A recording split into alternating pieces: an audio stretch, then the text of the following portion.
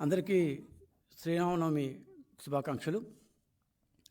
నిన్న రాత్రి కేంద్ర ఎన్నికల కమిషన్ నుంచి రాష్ట్ర ప్రభుత్వానికి ఒక కీలకమైన సూచన వచ్చింది. సూచన కాదు, నోటీస్ వచ్చింది.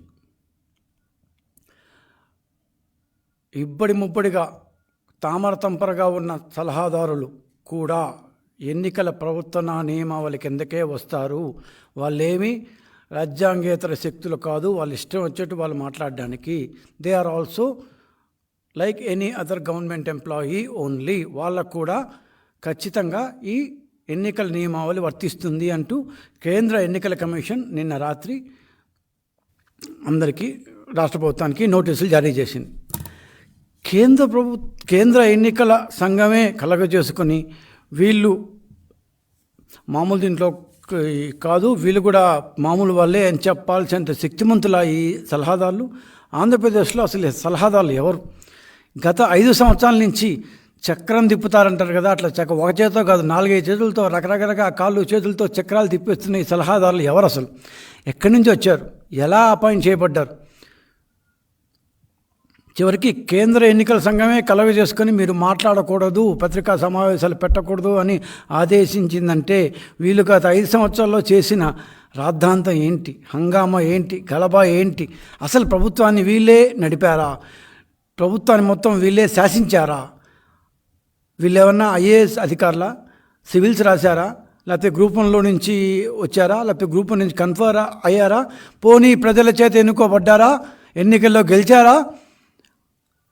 ఎమ్మెల్యేలుగానో ఎమ్మెల్సీలుగానో విధానపరమైన నిర్ణయాలు తీసుకోండి అంటూ ప్రజల చేత అనుమతింపబడ్డారా? ఎవరి సలహాదారులు? ఎక్కడి నుంచి వచ్చారు? ఎట్టకేలకు ప్రభుత్వ సలహాదారులు అనబడే ఈ యాంటీ కాన్స్టిట్యూషనల్ అథారిటీస్ అంటే రాజ్యాంగేతర శక్తులు, రాజ్యాంగానికి సంబంధం లేకుండా లేటరల్ ఎంట్రీ ద్వారా దొడ్డిదారున్న ఆంధ్రప్రదేశ్ ప్రభుత్వంలోకి 5 సంవత్సరాల క్రితం వచ్చిన ఈ సలహాదారులు అనే సంస్కృతిని ఖచ్చితంగా ఆపేయాలి. ఈ యొక్క సలహాదారులు కూడా పత్రికా సమావేశాలు పెట్టడం కానీ, ఈ ప్రతిపక్ష నేతను తిట్టడం కానీ చేయకూడదు. వాళ్ళు కూడా ఎన్నికల నియమావళి కిందకే వస్తారు అంటూ చెప్పింది కేంద్ర ఎన్నికల సంఘం. సరే, ఎందుకు ఇంత లెవెల్లో వీళ్ళ మీద వచ్చింది? What is people have done over the years? 5 ఇయర్స్గా వీళ్ళు ఏం చేశారు? అధికారంలోకి వచ్చిన మొదటి 6 నెలల్లో 2019 మే 31న జగన్మోహన్ రెడ్డి గారు ప్రమాణ స్వీకారం చేశారు. జూన్ 8 అనుకుంటాను వాళ్ళ క్యాబినెట్ ప్రమాణ స్వీకారం చేసింది. జూన్ 8 క్యాబినెట్, 31 ముఖ్యమంత్రి గారు ప్రమాణ స్వీకారం చేశారు. కేవలం 6 నెలల్లో 37 మంది సలహాదారులను నియమించుకున్నారు. దీంట్లో భీమభాగం మెజారిటీ వాళ్ళు క్యాబినెట్ స్టేటస్ కలవాళ్ళే. 37 మంది సలహాదారులు. మంత్రులే 29 మంది ఉంటారు మ్యాక్సిమం.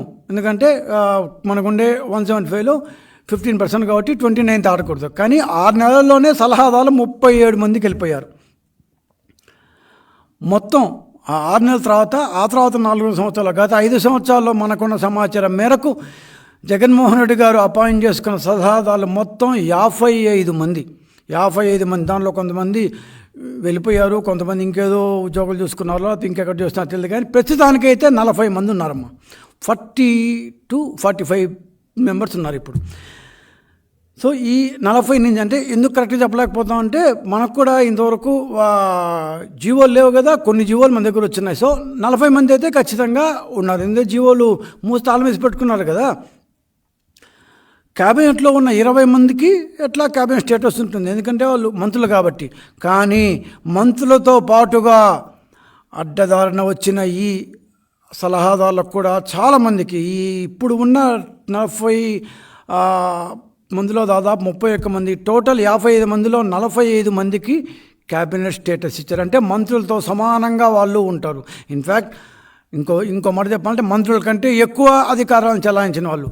అంటే 29 మంది మంత్రులు ఇప్పుడున్న వాళ్ళు ఇంతకుముందు క్యాబినెట్ స్టేటస్ తీసుకుని వెళ్ళిపోయిన వాళ్ళు మొత్తం కలిస్తే 40 మందికి క్యాబినెట్ స్టేటస్ ఇచ్చారు. అంటే 69 మందికి ఆంధ్రప్రదేశ్లో క్యాబినెట్ స్టేటస్, మంత్రి తత్సమాన హోదా ఉండే వ్యక్తులు ఉన్నారంటే మనందరం చెప్పుకుంటూ ఉంటాం 1980 ఆ ప్రాంతాల్లో అంట అంజయ్య అనే ఉమ్మడి రాష్ట్రంలో ఉన్న ముఖ్యమంత్రి 294 మంది శాసనసభ్యులకు గాను 64 మందికో మంత్రి పదవులు ఇచ్చారంట. అంటే జుంబో మంత్రివర్గం అంటూ అప్పుడు చెప్పుకునే వాళ్ళంట. మేమంతా అప్పుడు చిన్నపిల్లకాయలం. సో అప్పుడు చదువుతూ ఉంటాం. జగన్మోహన్ రెడ్డి గారి జంబో మంత్రివర్గం అంజయ్య గారిని కూడా దాటిపోయింది. ఆయన 62, 64 అని చెప్తుంటారు. ఇక్కడ క్యాబినెట్ స్టేటస్ కల వాళ్ళు 69 మంది. సో 175కే 69 క్యాబినెట్ స్టేటస్. పాపం ఆయనకు తెలియదు. 294కి 64 కావాలి ఇచ్చుకున్నాడు ఆయన. 175 మంది శాసనసభ్యులకి 29 మంత్రి పదవులు. అంతకంటే దాటకూడదు కాబట్టి లేకపోతే ఇచ్చేసిన వాళ్ళు, అంతకంటే దాటుకొని రూల్ ఉంది కాబట్టి ఇప్పుడు. ప్లస్ వీళ్ళు కాకుండా అడ్డగోలుగా అడ్డదారిన తెచ్చిన వాళ్ళు ఇంకొక 45 మంది, మొత్తం 55 మంది తెచ్చారు, 9 మంది వెళ్ళిపోయారు. సో 69 మందికి క్యాబినెట్ స్టేటస్ ఇచ్చారు. సరే, ఆయన వాళ్ళు ఆయన ఇష్టం, ఆయన ముఖ్యమంత్రి అధికారంలోకి వచ్చారు, సో ఆయన తెచ్చుకున్నాడు అని అనుకుంటే అసలు ప్రభుత్వం నడిపింది ఎవరు? వీళ్ళేనా? ఒక్క మాటలో చెప్పాలంటే ఈ 5 సంవత్సరాల్లో ప్రభుత్వాన్ని నడిపింది సలహాదారులే. మంత్రులందరూ నామకే వాస్తే ఉన్నారు. కేవలం దిష్టిబొమ్మలు అన్న పదాన్ని వాడిన కానీ అది తప్పు. వాళ్ళు మంత్రులు, వాళ్ళకి మనం గౌరవం ఇవ్వాలి. వాళ్ళు కేవలం ఒక బుట్ట బొమ్మలు మారి, మనం బొమ్మల కొలువులో పెట్టే బుట్ట బొమ్మ మారి గమ్మన కూర్చోంటే చక్రాలు 4-5, 2 చేతులతో, 2 కాళ్ళతో, చెవులతో, ముక్కుతో ఎక్కడ వీలైతే అదేంతో చక్రాలు తిప్పింది మాత్రం సలహాదారులే. ఈ 5 సంవత్సరాల పాటు ప్రభుత్వంలో వైసీపీ సాక్షి ప్రైవేట్ టీం, ఈ యొక్క సలహాదారుల మొత్తం సమూహాన్ని ఒక్క మాటలో చెప్పాలంటే it's a YCP private team. ఈ వైసీపీ ప్రైవేట్ టీంలో ఉన్న వాళ్ళు ఎవరయ్యా అంటే మొట్టమొదటి బ్యాచ్లో వచ్చిన వాళ్ళందరూ సాక్షిలో పనిచేసిన వాళ్ళే, పనిచేస్తున్న వాళ్ళే, సాక్షిలో వివిధ హోదాల్లో ఉన్న వాళ్ళే. జూన్ 8 క్యాబినెట్ ప్రమాణ స్వీకారం చేయగానే క్యాబినెట్ మంత్రులు కాకుండా 6 మంది సలహాదారులను అదే నెలలో నియమించుకున్నారు.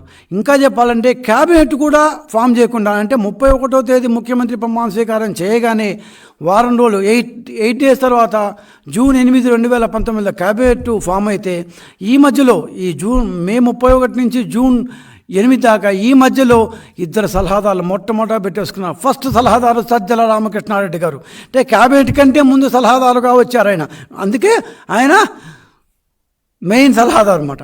ఆ తర్వాత వచ్చింది జీవీడి కృష్ణమోహన్ గారు. 2 సాక్షిలో ఉన్న వాళ్ళే. జీవీడి కృష్ణమోహన్ గారు సాక్షిలో ఎడిటర్ స్థాయిలో ఉండేవాళ్ళు, అండ్ సజ్జల రామకృష్ణారెడ్డి గారు సాక్షిలో ఎగ్జిక్యూటివ్ ఎడిటర్గా ఉన్నారు. అధికారంలోకి రాగానే క్యాబినెట్ కూడా ఫామ్ కాకముందే సాక్షిలో పనిచేసే 2 కీలకమైన వ్యక్తుల్ని ప్రభుత్వంలో అడ్డగోలుగా సలహాదారులు అంటూ పెట్టి క్యాబినెట్ కూడా వాళ్ళకంటే వీళ్ళు ఎక్కువ అని ముందుగానే ప్రూవ్ చేశారు. సో దీన్ని బట్టి ఏమర్థమవుతుందంటే ఇదేదో నీడ్ బేస్డ్, మేము ఈ అవసరం వచ్చింది కాబట్టి ఈ సలహాదారులు పెట్టుకుని, ఎందుకంటే క్యాబినెటే ఫామ్ కావాలి. అప్పటికి మీరు కొత్త విధానాలు తీసుకునేది ఎక్కడ? ఇవంతా నీడ్ బేస్డ్ కానే కాదు. మనకు కావాలనిపించింది ఎక్స్పర్టైజు అట్లాంటివి ఏం లేవు. మనకు కావాలనిపించింది మనోళ్ళు వీళ్ళు, మనకు అవసరం మంత్రులు గింతులు జాంతానే, ఆ తర్వాత చూసుకుందాం, ముందు వీళ్ళిద్దరిని అపాయింట్ చేస్తాం. సరే, వీళ్ళకి అర్హతలు ఏమున్నాయబ్బా? వీళ్ళు ఏమన్నా వరల్డ్ లెవెల్ ఎక్స్పర్టైజ్ ఉన్న వాళ్ళ ఈ సలహాదారులంతా? మొదటి 6 నెలల్లోనే 37 మంది లేటరల్ ఎంట్రీగా వీళ్ళ లోపలికి వచ్చేసంటే వీళ్ళ యొక్క అర్హతలు ఏంటి? ఎలా దూరేశారు వీళ్ళు గవర్నమెంట్లోకి? పోనీ ఇంకో మాట, సలహాదారులు కాకముందు వీళ్ళు ఏం చేసేవాళ్ళంటే ఇప్పుడు నేను చెప్పేట్టు 2 సాక్షిలో చీఫ్ ఎడిటర్ స్థాయి వ్యక్తి. మొదటి నెలలో వచ్చిన వారందరూ దాదాపు సాక్షిలో వాళ్ళే. వైసీపీ చేత, వైసీపీ కొరకు, వైసీపీ కోసం నిరంతరం పనిచేసిన వాళ్ళే. వీళ్ళు కాకుండా మిగతా వాళ్ళు ఎవరయ్యా అంటే జగన్ గారి యొక్క బంధువులు, జగన్ దగ్గరి వారు, జగన్కి కావాల్సిన వాళ్ళు, రాజశేఖర రెడ్డి గారికి కావాల్సిన వాళ్ళు, రాజశేఖర రెడ్డి గారికి కావాల్సిన వాళ్ళ కొడుకులు, లేదా తెలుగుదేశం ప్రభుత్వంలో ఐఏఎస్, ఐపీఎస్ లాంటి కీలకమైన పదవులు, చీఫ్ సెక్రటరీ లాంటి కీలకమైన పదవులు నిర్వహించిన వారు రిటైర్ అయిపోగానే చంద్రబాబు నాయుడు పనికిరానివాడు, చంద్రబాబు నాయుడు అది తెలుగుదేశం ప్రభుత్వం అప్పటిదాకా ఉద్యోగం చేసి అప్పటిదాకా ఆయనకి రిపోర్ట్ చేసి ఆ రోజు ఏం మాట్లాడకుండా బయటికి రాగానే రిటైర్ అయిపోగానే తెలుగుదేశం పార్టీ నుంచి తిట్టిన వాళ్ళందరినీ సలహాదారులుగా తీసుకున్నారు. జగన్ చేస్తున్న అప్పుల కోసం, చేసిన అప్పులు, చేస్తున్నప్పుడు, చేయబోతున్న ఇంకా చేయబోయే అప్పులు లేవనుకోండి. ఎందుకంటే ఎన్నికలు చేసినా వచ్చే క్వశ్చన్ లేదు కాబట్టి చేసిన అప్పులు, చేస్తున్న అప్పులు, ఆ అప్పులు తెచ్చేదానికి ఎస్బీఐ బ్యాంక్ చైర్మన్ లాంటి రజనీష్ కుమార్ లాంటి వాళ్ళని వీళ్ళందరినీ సలహాదారులుగా పెట్టుకున్నారు. వీళ్ళ క్వాలిఫికేషన్ ఏంటి అంటే ఏముండదు, క్వాలిఫికేషన్ ఒకటే, మన వల్ల ఉండాలి. సాక్షిలో పనిచేసే వాళ్ళకి మొదటి ప్రాధాన్యత, మన సామాజిక వర్గం అయితే ఇంకా ఎక్కువ ప్రాధాన్యత, మన బంధువులకు ఫస్ట్ ప్రయారిటీ, తెలుగుదేశం ప్రభుత్వాన్ని తిట్టేవాళ్ళు కావాలి, అప్పులు తేవడానికి మనకు సౌలభ్యం కల్పించే వాళ్ళు కావాలి, బ్యాంకులతో మాట్లాడగలగాలి, సాక్షిలో పనిచేసే వాళ్ళకి ఇది పునరావాసంగా ఉపయోగపడాలి. సలహాదారులు ఇందాక చెప్పాడు సామాజిక వర్గం, ఒకే సామాజిక వర్గం వారు ఉన్నారు అని చెప్పేదానికి నేను సందేహపడను. కానీ ఆ విషయాలు మాట్లాడి నా గౌరవాన్ని నేను తగ్గించుకోను. కానీ ఒక మాట మాత్రం చెప్పక తప్పదు, ఈ 55 సలహాదారులు, 55 మంది సలహాదారుల్లో 23 మంది ఒకే సామాజిక వర్గానికి చెందినవారు. ఇంకా చెప్పాలంటే రెడ్ల సామాజిక వర్గానికి చెందిన వాళ్ళు 23 మంది ఉన్నారు. అంటే సగానికి పైగా, దాదాపు సగం మనోళ్ళే. అంటే మనోళ్ళు అంటే అందరికి ఇచ్చారని కాదు, మనోళ్ళల్లో మంచోళ్ళు అని మనం అనుకున్న వాళ్ళు, మన సహాయపడతా అనుకున్న మన సామాజిక వర్గంలోని వాళ్ళని తీసుకున్నారు. అంతేగాని వాళ్ళలో ఉన్న వాళ్ళందరికీ ఇవ్వలేదు. మళ్ళీ ఆ సామాజిక వర్గంలో చాలామంది వస్తున్నారు. అసలు వీళ్ళు ఏం చేస్తారు? ప్రభుత్వంలో ఏమీ చేయరు. అఫిషియల్గా అన్నీ చేస్తారు, అన్అఫిషియల్గా ఏమీ చేయరు. అఫిషియల్గా అన్నీ చేస్తారు, అన్అఫిషియల్గా. అసలు వీళ్ళు రూల్స్ ఏంటి, రూల్స్ ఏంటి, రెగ్యులేషన్స్ ఏంటి? ప్రభుత్వానికే క్లారిటీ లేదు, ప్రభుత్వానికే తెలియదు.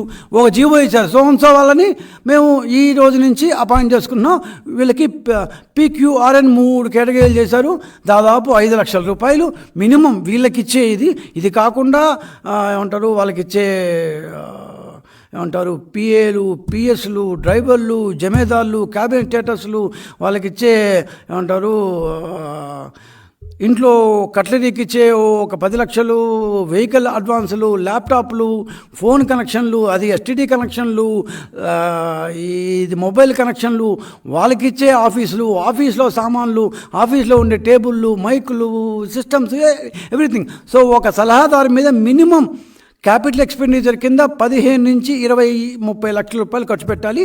అది కాకుండా వాళ్ళకిచ్చే ఉద్యోగస్తులు, వాళ్ళ కింద ఉండే PAలు, PSలు, ఇందాక చెప్పిన డ్రైవర్లు, గీవర్లు, వీళ్ళందరికీ కనీసం 3-4 లక్షలు అవుతుంది.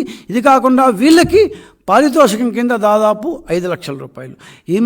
ఇంత డబ్బు, ఇంత ఇది అంటే ఒక్కొక్క సలహాదారు మీద మొత్తం లెక్కేసుకుంటే, అంటే గవర్నమెంట్ రకరకాల ఇష్యూల మీద, ఆఫీస్ కావచ్చు, ఆఫీస్లోని ఫర్నిచర్ కావచ్చు, ఇన్ఫ్రాస్ట్రక్చర్ కావచ్చు, వెహికల్స్ కావచ్చు, కట్లరీ కావచ్చు, ఫోన్లు కావచ్చు, వాళ్ళకి ఇచ్చే డబ్బులు కావచ్చు, వాళ్ళ కింద ఉండే ఉద్యోగులు కావచ్చు, ఇవంతా చేస్తే మినిమం 25 నుంచి 30 లక్షల రూపాయలు ఒక్కొక్క సలహాదారుల మీద నెలకు ఖర్చు పెడతారు.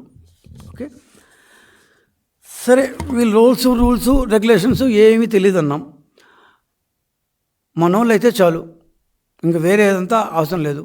మనకు కావాల్సిన వాళ్ళు మన వాళ్ళకి, మనకు పార్టీలో ఇంతకుముందు వైకాపా పడ్డారు, సాయం పడ్డారు, వాళ్ళందరినీ ముందూర్చి రాజ్యాంగపరంగా అడ్మినిస్ట్రేటివ్ రూల్స్ అండ్ రెగ్యులేషన్స్ అంటూ ఏం లేవు వీళ్ళకి. ఇప్పటిదాకా ఎవరో ఇంత పెద్ద ఎత్తున ఎవరు పెట్టుకోలేదు. కాబట్టి అసలు ఇట్లా పెట్టుకోవచ్చని కూడా భారతదేశంలో ఏ రాష్ట్ర ప్రభుత్వానికి ఐడియా రాలేదు. ఆ విషయంలో మన జగన్మోహన్ రెడ్డి గారు గ్రేటు. ఎందుకంటే ఇంతమంది సలహాదారులు పెట్టుకోవచ్చు ఏ రాష్ట్ర ముఖ్యమంత్రికి పాపం ఐడియా కూడా రాలేదు కనీసం. వీళ్ళు ఆల్ ఇన్ ఆల్, వీళ్ళకి ఒక శాఖ అంటూ లేదు, అన్ని శాఖలకి వీళ్ళు వెళ్ళిపోతుంటారు.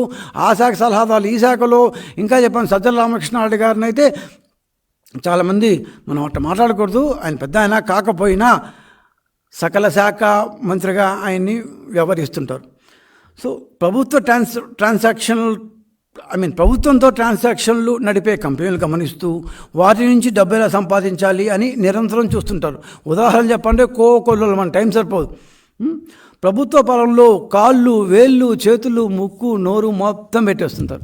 సరే, 55 మంది సలహాదారులు చెప్పాం కదా, మన దగ్గర మొత్తం లిస్ట్ ఉంది. ఒకరు కాదు, ఇద్దరు కాదు, 55 మంది వరుసగా వస్తారు. 55 మంది సలహాదారులు, ఇంతమంది.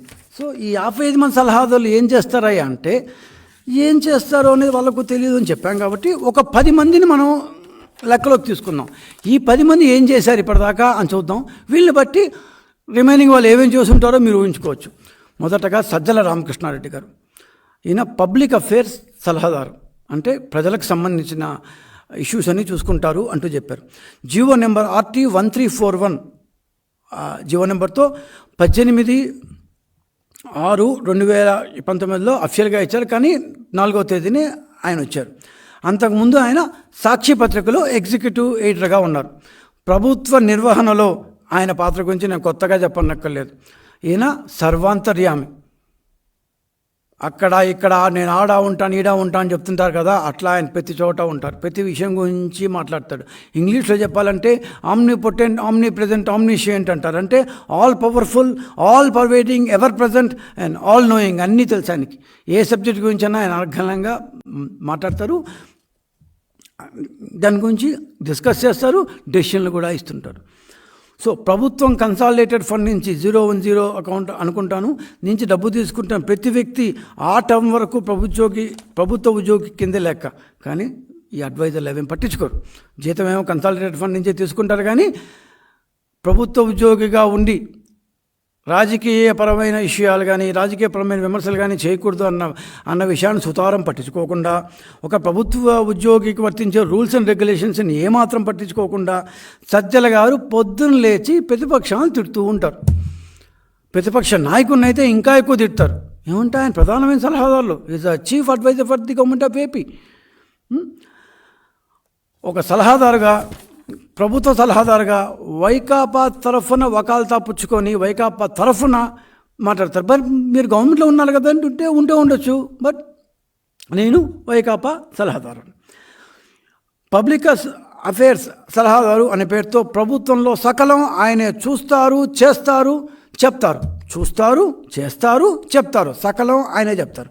ఒక్క మాటలో చెప్పాలంటే ప్రభుత్వంలో వైసీపీ రిప్రజెంటేటివ్ ఎవరు అంటే సీఎం కావచ్చు, కానీ అంతకు సమానంగా ఉన్న సలహాదారు ఎవరంటే సజ్జల రామకృష్ణారెడ్డి గారు. ఓన్లీ హక్కులు, నో బాధ్యతలు. ఓన్లీ హక్కులు సజ్జల గారికి, నో బాధ్యతలు వాట్స్ ఎవర్. రెండవ అతను అజయ్ కల్లం రెడ్డి, రిటైర్డ్ IAS, ముఖ్యమంత్రి గారి సలహాదారు. 31 మే 2019 ప్రమాణ స్వీకారం చేసిన 5వ రోజే జీవో నెంబర్ RT 1219 ద్వారా ముఖ్యమంత్రి సలహాదారుగా నియమింపబడిన ఈ అజయ్ కల్లం రెడ్డి గారు అంతకుముందు కొన్ని నెలల క్రితం వరకు ఆంధ్రప్రదేశ్ రాష్ట్రానికి చీఫ్ సెక్రటరీగా 1 మంత్ పాటు పనిచేశారు.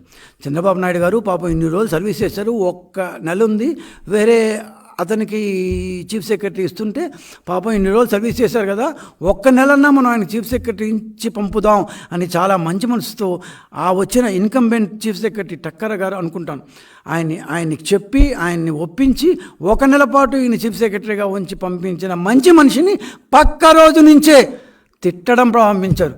తన సామాజిక వర్గం బ్రహ్మాండంగా చూపించుకున్నాడు, తిట్టడం ప్రారంభించాడు. సలహాదారు లాంటి కీలకమైన స్థానంలో ఉండి వేరే ప్రభుత్వంలో ఉన్న చీఫ్ సెక్రటరీగా ఉండి ఇప్పుడు ఇక్కడ సలహాదారుగా వచ్చి మనం గత ప్రభుత్వాన్ని తిట్టచ్చా అనేది ఒక క్వశ్చన్. ఈ ప్రశ్నకు వైకాపా దగ్గర సమాధానం ఉండదు, అజయ్ కల్లం రెడ్డి గారి దగ్గరకు సమాధానం ఉండదు. ఆయన దాదాపు 30 సంవత్సరాల పాటు ఒక IAS ఆఫీసర్గా చీఫ్ సెక్రటరీగా పనిచేసిన వ్యక్తి ఒక చీఫ్ సెక్రటరీ స్థాయి వ్యక్తి ఎలా ప్రవర్తించాలో ఆయనకి తెలియక మాత్రం కాదు, బ్రహ్మాండంగా తెలుసు, ఆయనకి బాగా తెలుసు. అజయ్ కల్లం రెడ్డి గారికి తెలియకపోవడం ఏంటి? He was a very good officer in fact.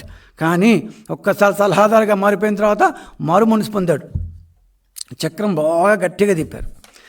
3వ వ్యక్తి శామ్యూల్, IAS రిటైర్డ్ శామ్యూల్ గారు. క్యాబినెట్ ఏర్పడిన 14 రోజులకి ముఖ్యమంత్రి సలహాదారుగా నియమింపబడిన ఈయన సోలార్ పాలసీలు మొదలుకొని చాలా విషయాల్లో తెలుగుదేశం ప్రభుత్వాన్ని అడ్డగోలుగా తిట్టారు. పత్రికా సమావేశాలు, పెద్ద సమావేశాలు పెట్టి అస్సలు అడ్డు వైపు లేకుండా నోరు పారేసుకున్నారు. సోలార్ దీంట్లో తెలుగుదేశం ఏమో చేసేసిందని, అవినీతి చేసేసిందని, అదని ఇదని మాట్లాడి ఎక్కడెక్కడో చేసి అసలు ఏమంటారు 30,000 కోట్ల రూపాయల లాస్ వచ్చేసింది, ఇదంతా తెలుగుదేశం ప్రభుత్వం వాక్యమే, అది ఇదని చెప్పి చివరికి అదే ఒప్పందాలను తిరగరాసి ప్రైమ్ మినిస్టర్ దగ్గర నుంచి సాఫ్ట్ బ్యాంక్ దగ్గర నుంచి జపాన్ అంబాసిడర్ దాకా అందరూ మొట్టికాయలు వేసిన తర్వాత మేము చేసిన ఒప్పందాలని అదే సోలార్ ఒప్పందాలను తిరగరాసి మేము ఇచ్చిన రాయితీల కంటే ఇంకొద్ది ఎక్కువ రాయితీలు ఇచ్చి అదే సోలార్ ఒప్పందాలను చేసి పెట్టిన ప్రాసెస్లో కీలక భూమిక వహించిన వ్యక్తి శామ్యూల్ గారు. ఒట్టి సోలారే కాదు, ఆ సోలారు అయిపోయిన తర్వాత దాదాపు 1,20,000 ఎకరాలను 1,20,000 పైచులకు ఎకరాలను ఇండోసోల్, అరబిందో లాంటి మనోళ్ళ కంపెనీకి, ముఖ్యమంత్రి గారి బంధువులు కావచ్చు, ముఖ్యమంత్రి గారికి దగ్గరగా ఉన్న వ్యక్తులు కావచ్చు, వాళ్ళ కంపెనీకి దాదాపు 1,20,000 ఎకరాలను దోచిపెట్టిన క్రమంలో చాలా కీలకమైన పాత్ర వహించిన రాజ్యాంగేతర శక్తి అన్నాం కదా. ఏ బేసిస్లో ఏ హక్కుతో ఏ బాధ్యతతో ఆయన ఇవంతా చేశారో మనకు తెలియదు కానీ బట్ సలహాదారు. ఓకే. 4వ వ్యక్తి జీవీడి కృష్ణమోహన్ గారు. A nice man, a very good person. He was in Eenadu, then move on to Sakshi. దాదాపు కీలకమైన స్థాయిలో ఎడిటర్గా సాక్షిలో పనిచేశారు. గవర్నమెంట్ రాగానే క్యాబినెట్ కూడా ఫామ్ కాకముందే 8th క్యాబినెట్ అయిందనుకుంటాను, June 8, 2019, 7వ తేదీని 7/6/2019లో RT నెంబర్ 1226 కమ్యూనికేషన్ సలహాదారుగా పనిచేశారు. సాక్షిలో పాపం చాలా జగన్మోహన్ రెడ్డి గారు జైల్లో ఉన్నప్పుడు భారతక్క గారికి చాలా సహాయం చేశారని చెప్తుంటారు.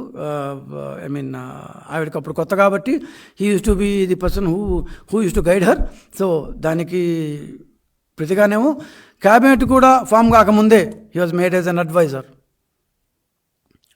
అత్యంత కీలకమైన శక్తివంతమైన సలహాదారు, రెండో అత్యంత కీలకమైన శక్తివంతమైన సలహాదారు doctor Ramachandramurthy Kondubatla. Seasoned journalist. ప్రభుత్వం ఏర్పడిన 4.5 నెలల తర్వాత జీవో నెంబర్ RT 2285తో 15/10/2019 ఈయన అడ్వైజర్గా అపాయింట్ చేయబడ్డారు. ఈయన కూడా సాక్షిలో చీఫ్ ఎడిటర్గా పనిచేశారు. ఇందాక మనం చెప్పుకున్నాం, ఎగ్జిక్యూటివ్ ఎడిటర్గా ఉన్న సజ్జల రామకృష్ణారెడ్డి గారు, ఎడిటర్గా ఉన్న జీవీడి కృష్ణమోహన్ గారు, అదే సాక్షి ఛానల్కి చీఫ్ ఎడిటర్గా ఉన్న కొండుబట్ల రామచంద్రమూర్తి గారు. తెలంగాణవాది, నాకేమి మొహమాటం లేదు మాట చెప్పను, పచ్చి తెలంగాణవాది, విభజన జరగాలని కోరుకున్న వ్యక్తి. ఆ ఛానల్ పేరు నేను చెప్తే బాగుండదు, ఎందుకంటే వాళ్ళు ఇక్కడ సంబంధం లేదు కాబట్టి. ఆ ఛానల్లో ఉండి ఆంధ్ర నాయకుల్ని, ఆంధ్ర యొక్క ఉద్యమాన్ని పలు రకాలుగా అతి వ్యంగ్యంగా కొన్ని నెలల పాటు చెప్పుకున్న వ్యక్తి, చెప్పిన వ్యక్తి, ఎగతాళి చేసిన వ్యక్తి. ఆ తర్వాత సాక్షికి వచ్చారు, సాక్షి నుంచి అడ్వైజర్గా వచ్చారు. ఆంధ్ర బాగు కోసం ఈయన ఏం సలహాలు ఇచ్చారో దేవుడి కొరక. కానీ ఏమైందో ఏమో తెలియదు. కానీ కొన్ని రోజుల తర్వాత కొన్ని నెలల తర్వాత అనుకుంటాను, 1 సంవత్సరం తర్వాత ఈయన నాకు ఈ అడ్వైజర్ పొజిషన్ వద్దు అంటూ వెళ్ళిపోయారు. అట్లా 55 మంది నుంచి 40కి వచ్చింది ఏమంటే ఇట్లాంటి వాళ్ళు కొంతమంది వెళ్ళిపోయారు. ఓకే.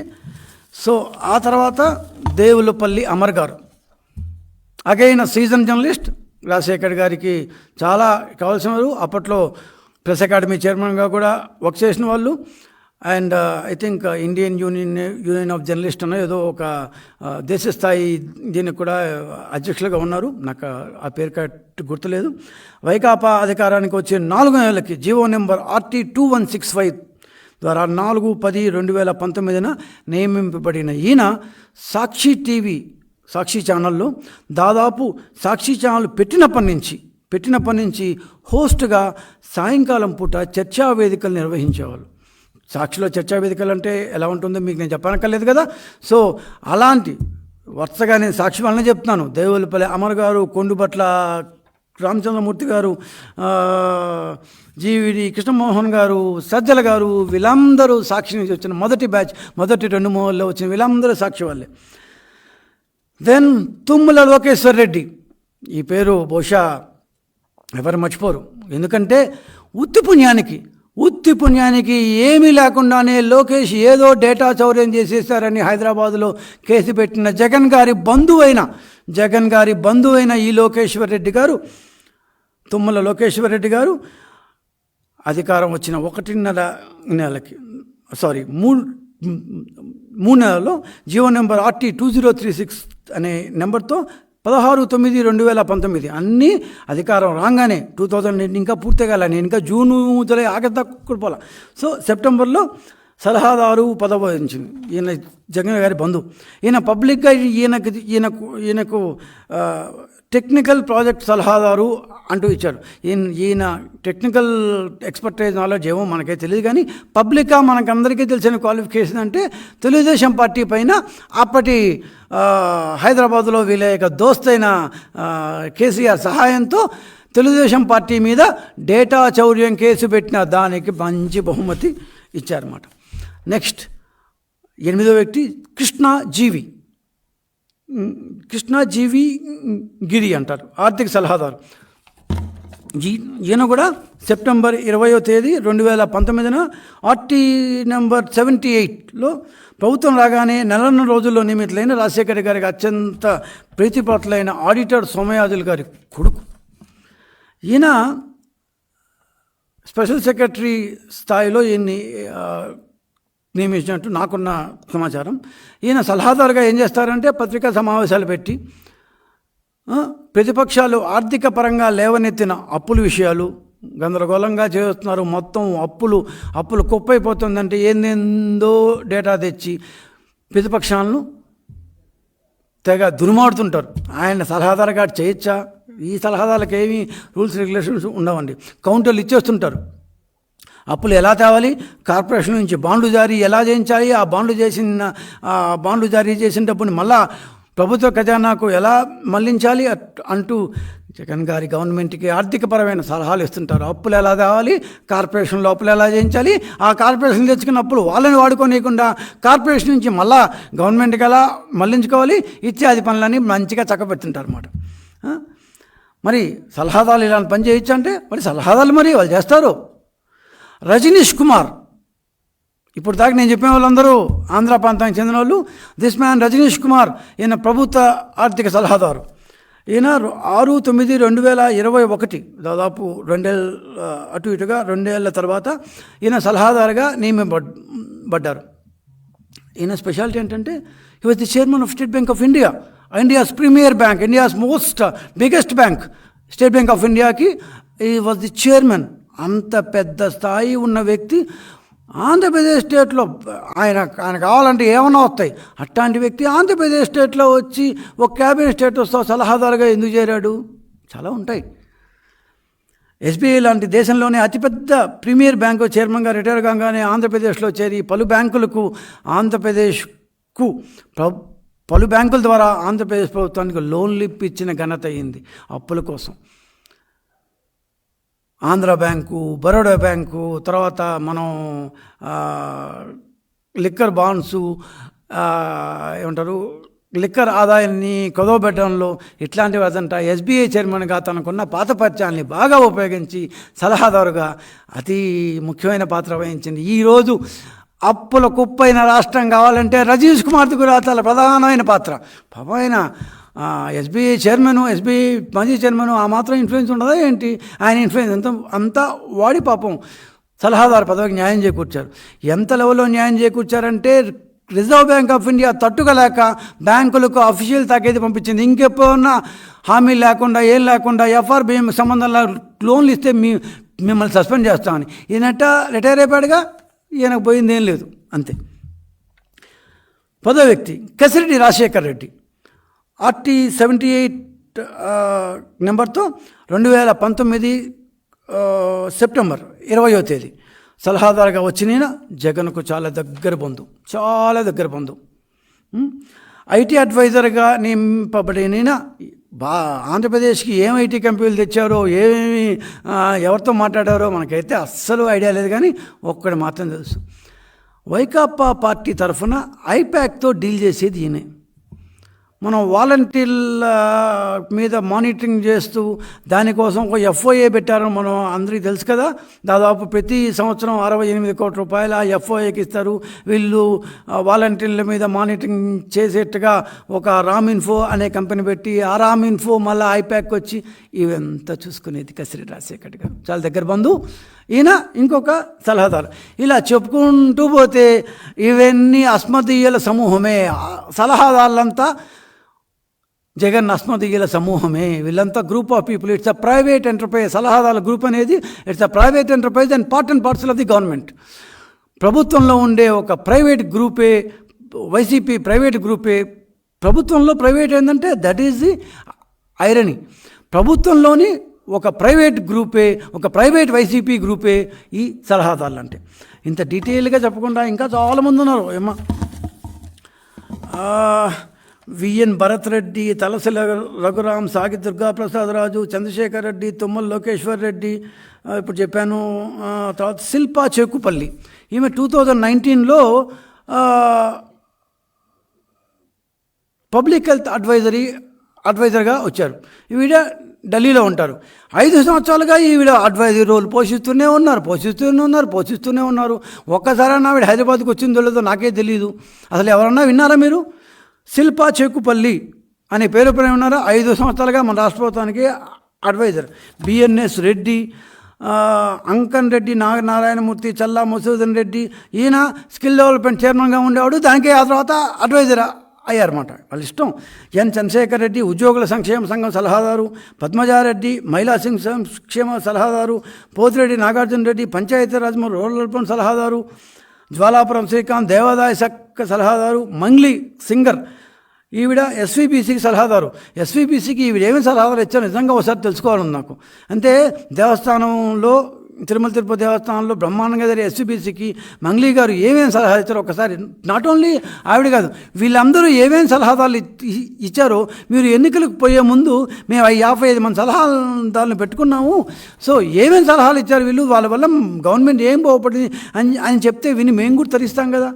వాసుదేవరెడ్డి ఇంకొక వైద్య ఆరోగ్య శాఖ, శ్రీనాథ్ రెడ్డి ఇంకొక వైద్య ఆరోగ్య శాఖ, M V S Nagireddy agriculture mission, Srinath Devireddy Vidyasagar Reddy, Kasireddy Rajasekhar Reddy, Govind Reddy, Veerareddy, Rajiv Krishna, Zulfi Ravdjee Hyderabad gulf వ్యవహారాల కోసం మిడిల్ ఈస్ట్ ఏం కంపెనీలు వచ్చాయి దేవుడి కొరక. Peter D Hasan investment promotion, ఏం ఇన్వెస్ట్మెంట్ వచ్చింది ఇక్కడ? ఏమీ రాలేదు. ఆర్ కొండలరావు, ఇట్లా చాలా ఉన్నాయండి. సో ఇంతమంది వరుసగా 55 ఉన్నాయి. ఇప్పుడు 55లో 40 ఉన్నాయి. సో ఇంతమంది అడ్వైజర్లు ప్రభుత్వానికి సంబంధం లేకుండా, అంటే వీళ్ళందరూ చేసే పనులు ఇక్కడ ఐఏఎస్ ఆఫీసర్ చేయలేరా?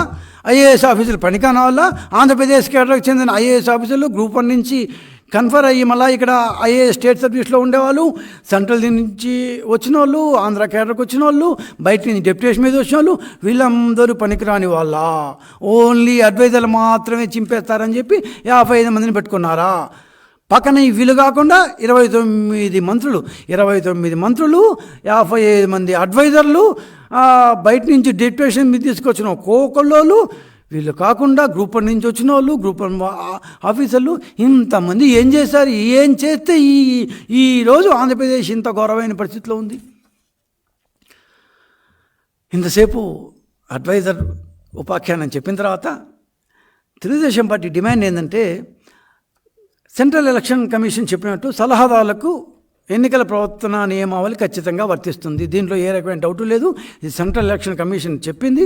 భారతదేశంలో ఎన్నికల ముందు ప్రతి ఒక్కరూ పాటించాలి. ఇంక నుంచి ఎవరన్నా ఇప్పటిదాకా పెట్టిందే తప్పు, మేము ఆ విషయం కూడా సిఈసి దృష్టికి తీసుకుపోతాం.